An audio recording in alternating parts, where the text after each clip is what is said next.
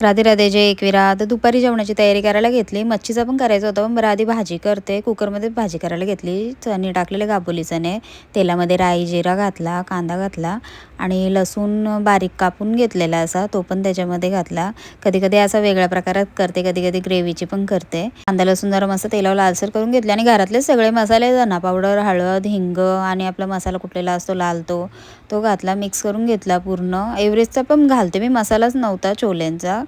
तर अशीच घेतली करायला मग आणि जरा मिक्स केलं मस्त मसाल्यामध्ये पूर्ण आणि मग गरम पाणी घातला. आणि मी गरम पाणीच घालते भाज्या अशा शिजवायला, जरा पटकन शिजतात पण आणि मसाल्याची टेस्ट पण तशीच राहते. आणि मग नंतर मीठ घातला त्याच्यामध्ये आणि छोल्यांमध्येच मी रस्सा ठेवणार होती ना, फक्त भात दुसरा काही करणार नव्हती. बरं भजी करीन फक्त. एकीकडं भात पण झाला, इकडे शिट्या होत होत्या भाजीच्या पण. भाजी पण एकीकडे झाली.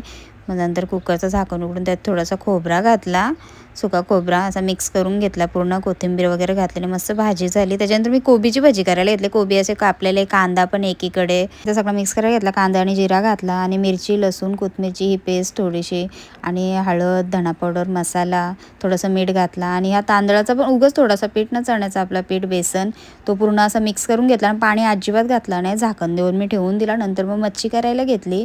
फ्राय करायची होती मच्छी बाबांसाठी, ही मासे होते ते जरा फ्राय करायला घेतले एकीकडे. लसूण आपले घरातले सगळे मसाले घातले, हळद, धना पावडर वगैरे मसाला आणि असे मस्त फ्राय करून घेतले. त्यानंतर चिकन पण बनवायची होती.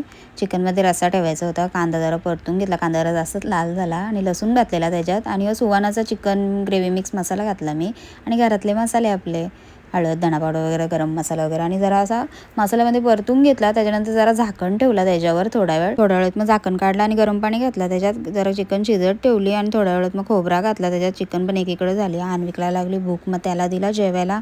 आम्हाला जेवायला टाईम होता तर मी जरा गॅलरी धुवून घेतली. जाम धुरला येतो गॅलरीमध्ये. सकाळीच धुते मी गॅलरी, पण धुतली नव्हती तर बरं आता धुवून घेते. भरपूर असं धुरला येतो उन्हाच्यामुळे आणि रोडवरच बिल्डिंग आहे ना, त्याच्यात मग धुरला सारखा येतच असतं. त्याच्यानंतर मग भजी करायला घेतले. पीठ पण मस्त असं भज्यांचं पूर्ण असं मिक्स झाला, कोबी वगैरे.